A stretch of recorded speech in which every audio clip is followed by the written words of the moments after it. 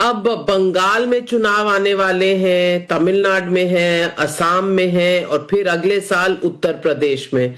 ओवैसी साहब, यहाँ की पार्टियां थोड़ा आपकी तरफ बड़ी गौर से देख रही हैं, थोड़ा घबरा भी रही। ममता बनर्जी महाकाल मंदिर बना रही हैं, हर हर महादेव कर रही हैं। कल अखिलेश यादव साहब जगन्नाथ मंदिर गए हुए थे। क्या इनको वोटों का आपकी तरफ जाना, खास करके माइनॉरिटी वोट आपकी तरफ जाने का डर है, जो अब वापस हिंदू वोटों की तरफ जाने की कोशिश कर रहे हैं? देखिए, यही तो प्रॉब्लम है। आप अगर मुझसे हमदर्दी के और वफा की बातें करते हैं तो जमीन पर क्या हो रहा है? क्या मेरी क्वालिटी ऑफ लाइफ में इंप्रूवमेंट आया है? क्या सिविक कम्युनिटीज में इंप्रूवमेंट आया है? क्या आपने कुछ सेम्बलेंस ऑफ मुस्लिम लीडरशिप को मौका दिया है वहां पर, या सिर्फ उनको इस्तेमाल करते हैं? तो जमीन पर क्या है? जमीन पर कुछ नहीं है।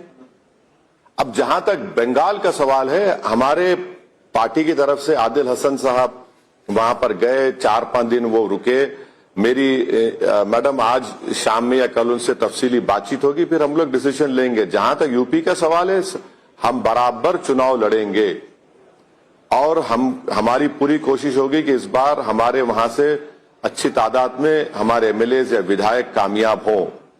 तो अब जहां तक अखिलेश यादव साहब का सवाल है, उन्हीं के एमएलए शिवाजी मानकुंड में 8 वार्ड में से 6 हम जीते।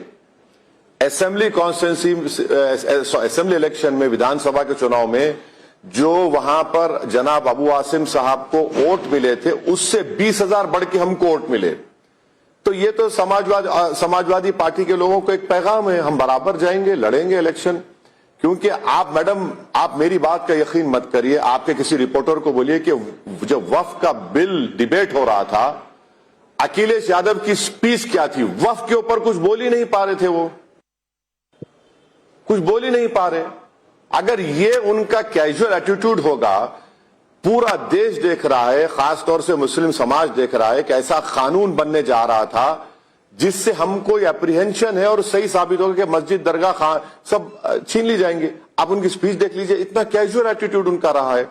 तो ये जो कैजुअलनेस है, इसलिए होता है कि भाई ये कहां जाएंगे मुझे छोड़कर, तो मालूम हो जाएगा। मैंने आपके पहले ही इंटरव्यू के सवाल में कहा था कि अगर आप कोई भी पॉलिटिकल पार्टी ये समझ रही है कि ये मेरे गुलाम है, ये दरी बिछाएंगे और इनके पास कोई विकल्प नहीं है, वो गया जमाना। आप भूल जाइए उस बात को। अब्दुल